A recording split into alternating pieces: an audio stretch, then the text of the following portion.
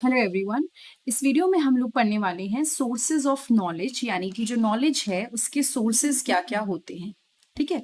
Sources of knowledge can be categorised into several main types, यानी आप sources of knowledge को अलग अलग कैटेगरीज में बांट सकते हो। जैसे कि सेंस एक्सपीरियंसेस के बेसिस पे, फेथ के बेसिस पे, अथॉरिटी के बेसिस पे, रीजन के बेसिस पे, इंट्यूशन के बेसिस पे।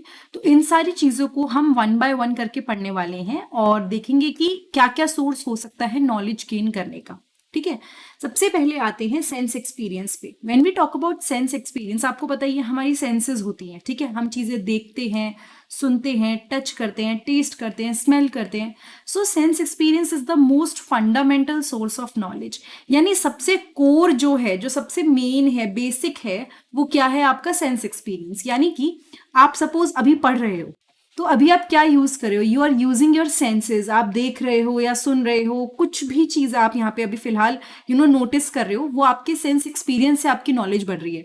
इस वीडियो को देखने के बाद आप जो भी नॉलेज गेन करोगे वो आप सेंस एक्सपीरियंस के थ्रू लोगे। थोड़ा बहुत और चीजें हो सकती है, जैसे कि रीजनिंग हो गई, लेकिन मेजर जो है that is your sense experience. It involve gathering information through our 5 senses. इसमें हम लोग इंफॉर्मेशन गैदर करते हैं। कैसे? हम अपनी सेंसेस की हेल्प से इंफॉर्मेशन को गैदर करते हैं, इकट्ठा करते हैं। This type of knowledge is based on direct observation and interaction with the world around us, यानी हम अपने आसपास की चीजों को डायरेक्टली ऑब्जर्व कर रहे हैं, सुन रहे हैं, चीजों को देख रहे हैं, टेस्ट कर रहे हैं। जैसे एग्जांपल देती हूँ, आप सपोज अपनी फेवरेट डिश इमेजिन करो। ठीक है।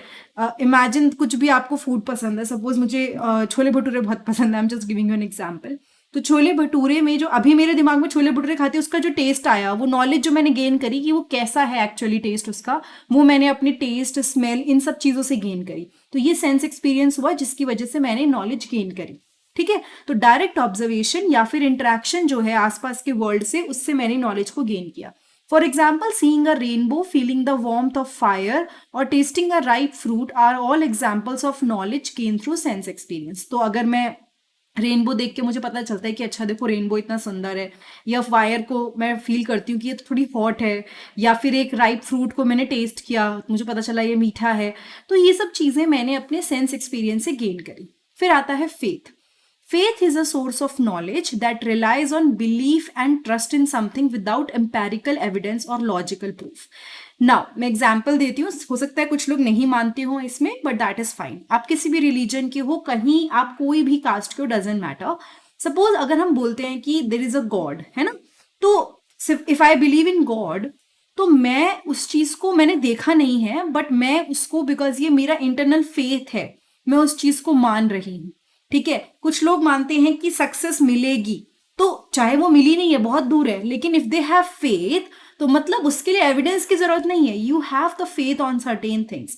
तो फेथ एक सोर्स ऑफ नॉलेज है जो कि बिलीफ और ट्रस्ट पे रिलाई करता है, जिसमें हमें एम्पेरिकल एविडेंस या लॉजिकल प्रूफ कुछ भी नहीं मिलता है। ठीक है। इट ऑफन इन्वॉल्व रिलीजियस और spiritual belief but can extend beyond that as well, यानी कि इसके अंदर रिलीजियस बिलीफ आते हैं, स्पिरिचुअल बिलीफ्स आते हैं, कि जो हम मानते हैं, स्पिरिचुअलिटी, रिलीजियस, कुछ भी हो सकता है। और दूसरी चीज, कई बार ऑब्वियसली लोगों को, मतलब ऐसा नहीं है कि हर किसी का अपना ओपिनियन हो सकता है, कुछ लोग नहीं भी मानते, बट इसके लिए आप कुछ और एग्जाम्पल ले सकते हो। कि आप सपोज, मैंने बताया ना, सक्सेस को लेके आप मानते हो कि एक दिन मैं सक्सेसफुल होऊंगा, किसी ने देखा नहीं है, किसी ने नोटिस नहीं किया, पर आपका फेथ है कि हाँ फ्यूचर में मैं बहुत अच्छा करूंगा, है ना। So faith provide individual with a framework for understanding the world, answering existential questions and guiding their moral values and behavior. कई बार आपने सुना होगा लोग बोलते नहीं यार ये नहीं करना चाहिए, भगवान ऊपर वाला देख रहा है, भगवान या कोई भी रिलीजन में कोई भी गॉड हो, तो मैं कहता नहीं करना चाहिए, the God is looking at us. तो यहाँ पे हमारा जो मोरल वैल्यूज और बिहेवियर है वो हमें पता है या हमने देखा नहीं है, कोई बात नहीं, लेकिन वो चीज गाइड हो रही है। ठीक है। तो this is also one of the source of knowledge, and इससे हमें नॉलेज मिलती है about the meaning of life, the existence of higher power and the nature of the divine. ठीक है। Now let's come to authority. Authority as a source of knowledge involve relying on the expertise and credibility of others who possess specialized knowledge or experience in particular field. तो जब आप authority की बात करते हो as a source of knowledge, तो इसमें क्या होता है, हम लोग एक्सपर्टीज या क्रेडिबिलिटी पे रिलाय करते हैं, या फिर किसी दूसरा, जैसे मैं बताती हूँ, आप अभी मुझसे कुछ चीज पढ़ रहे हो, या फिर आप किसी से साइंस पढ़ रहे हो अपने साइंस टीचर से, तो जो चीज पहले आपको नहीं पता थी आपने वो मान ली कि वो ऐसे होती है। क्यों? क्योंकि आपको पता है कि जो पर्सन आपको पढ़ा रहा है उनको नॉलेज है, कहीं ना कहीं वो ट्रस्ट है, वो अथॉरिटी उनके पास वो है कि हाँ they have the experience and they have the knowledge in science. तो अथॉरिटी एक सोर्स ऑफ नॉलेज है जिसमें आप किसी की एक्सपर्टीज या क्रेडिबिलिटी पे रिलाय करते हो। ठीक है, किसी भी फील्ड में हो सकता है।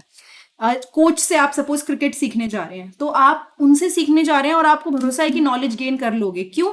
क्योंकि आपको पता है कि आप किसी की एक्सपर्टीज पे रिलाय कर रहे हो। दिस कैन इंक्लूड एक्सपर्ट्स, अब कोई भी हो सकता है जिससे आप पढ़ रहे हो, सीख रहे हो, कुछ भी। This can be expert, professional, scholars या इंडिविजुअल जिनके पास अथॉरिटी है। आपके पापा आपको कोई चीज बताएंगे, आप सुनोगे, आपको लगेगा उनको पता है, because they have the authority, है ना। So authority can provide knowledge by consulting reliable sources such as academic research, expert opinion or trusted publication. तो अथॉरिटी हमें नॉलेज प्रोवाइड कर सकती है अगर हम रिलायबल सोर्सेज को कंसल्ट करें, जैसे कि एकेडमिक रिसर्च हो गया, एक्सपर्ट ओपिनियंस हो गए या ट्रस्टेड पब्लिकेशंस हो गए। We often turn to authority when we lack personal expertise, जब हमें खुद पे डाउट होता है। सपोज मुझे कोई चीज मैथ्स की नहीं आ रही, मैं किसी दूसरे पर्सन के पास जाऊंगी क्योंकि मुझे पता है ये पर्सन मुझे समझा देगा। मैं सपोज नॉर्मल एग्जाम्पल देती हूँ, मैं 3rd क्लास में हूँ या सपोज मैं 8th क्लास में हूँ, तो मैं किसी ऐसे पर्सन के पास जाऊंगी जो मेरे से बड़ा होगा, जिसको पता होगा कि ये क्वेश्चन कैसे सॉल्व करना है। मैं किसी 3rd क्लास के बच्चे के पास जाके नहीं सॉल्व करवाऊंगी, बिकॉज हमें पता है कि वो चीज हमसे नहीं हो रही। तो someone with the authority, with the expertise, they can do this better, है। सो ये एक पॉइंट हो गया। Then come reason. रीजन में हम लोग अपने लॉजिकल एंड रेशनल थिंकिंग को यूज करते हैं। हम अपना, सपोज मैं एग्जाम्पल देती हूँ, मैं आपको बोलूँ बेटा 2 + 2 क्या हुआ, आप बोलोगे मैडम 4 हुआ, है ना। तो यहाँ पे जो ये 4 आया, ये श्योर आप भी हो, मैं भी हूँ। क्यों? क्योंकि हमने अपनी रैशनल थिंकिंग, लॉजिकल थिंकिंग को यूज किया। इसमें हम अपनी critical thinking, deductive and inductive reasoning, evaluating evidence and arguments, इन सब चीजों को कंसिडर करते हैं।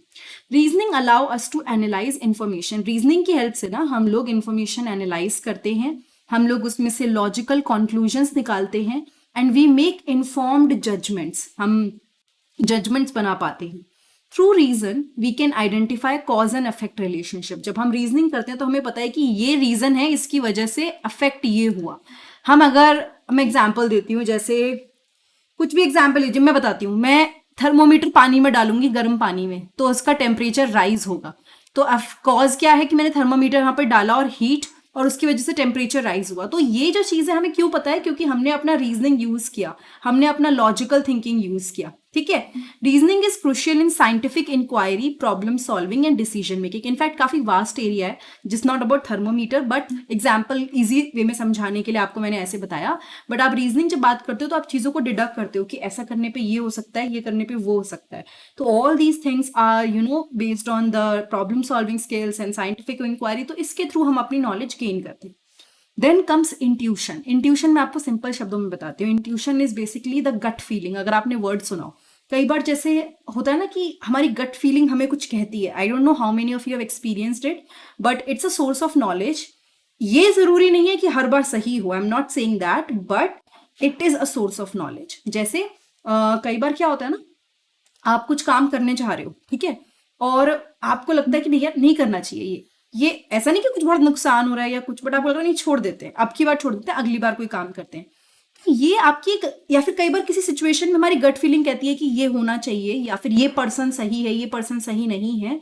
सो दीज ऑल किसी ने बोला नहीं, बाहर से किसी ने नहीं बोला, हमें खुद लग रहा है। जैसे आप किसी मेट्रो में ट्रैवल कर रहे हो, आपको एकदम से हंच हुआ कि शायद मेरा वॉलेट चोरी हो सकता है। तो all these things are something जो किसी ने बोली नहीं है, बट ये हमारे अंदर से कॉलिंग आ रही है, and that is the gut feeling, जो कि किसी का, इसका कोई रीजन नहीं है, इसका कोई एविडेंस नहीं है, कुछ नहीं है। इसमें सिर्फ हमारे खुद के इनसाइट्स हैं। इट्स द डीप अंडरस्टैंडिंग और इनसाइट जो हमने किसी भी लॉजिकल प्रोसेस के बिना हमें एकदम से हंच होना, द वर्ड इज हंच, एकदम से आप सोचते हो कि अच्छा ये नहीं करना या ये करना है। So intuition is often associated with subconscious information processing and drawing on past experiences. कुछ लोग मानते हैं कि इंट्यूशन का जो रिलेशन है वो हमारे सबकॉन्शियस इंफॉर्मेशन प्रोसेसिंग से रिलेटेड है, हमारे पास्ट एक्सपीरियंस से रिलेटेड है। एंड कई लोग एकदम से दे कैन हंच, और इमीडिएट अंडरस्टैंडिंग उनको हो जाती है किसी भी सिचुएशन की। So all this comes under the intuition. ठीक है, while intuition can be influential in decision making, it is subjective and can very between individual. आपकी इंट्यूशन किसी एक पर्टिकुलर सिचुएशन को लेके सही हो सकती है और आपकी इंट्यूशन किसी एक को लेके गलत हो सकती है। सामने वाला पर्सन है, उसकी दूसरी हो सकती है इंट्यूशन। एग्जाम्पल लेते हैं, कोई मैच चल रहा है, आपकी इंट्यूशन आ रही है मुझे पता है आज तो यही मतलब वो जीतेगी। सपोज आईपीएल का इज दिस अ मैच, तो आप कहोगे नहीं मुझे लगता है यही पर्टिकुलर टीम जीतेगी। आपका इंट्यूशन ये कह रहा है, लेकिन सामने वाले का इंट्यूशन कुछ और कह सकते हैं। इंट्यूशन बहुत अलग अलग जगह पे होता है, तो it's the inner inside calling, है ना, that is your intuition and that is also a source of knowledge. अगर आप उससे कुछ सीख रहे हो, आपको उससे कुछ पता चल रहा है, तो that will be considered as a source of knowledge. Then comes revelation. Revelation जैसे कि जो नॉलेज जो हमने माना कि हमारे सामने रिवील हुई। Now it can be any spiritual experiences, it can be any religious experiences, कि हम मान रहे हैं कि हमें किसी ने बताया, रिवील किया, ठीक है, इसका भी कोई एविडेंस नहीं होगा, बट आपको लगा कि ये चीज आपको पता चली क्योंकि कहीं से आपको इशारा मिला इस चीज के लिए। ऐसा होता नहीं कि हम लोग कई बार ऐसे बोल देते हैं मुझे ऐसा लग रहा है, एक तो इंट्यूशन हुआ, बट मुझे ऐसा लग रहा है कि मुझे ये इशारा मिला है कि ये हो सकता है, तो वो कोई पर्सन से इशारा नहीं मिला। That is your revelation by a divine और super natural source. It is often associated with religious और स्पिरिचुअल एक्सपीरियंसेस। जो हमारे रिलीजियस और स्पिरिचुअल एक्सपीरियंसेस होते हैं उससे रिलेटेड होता है।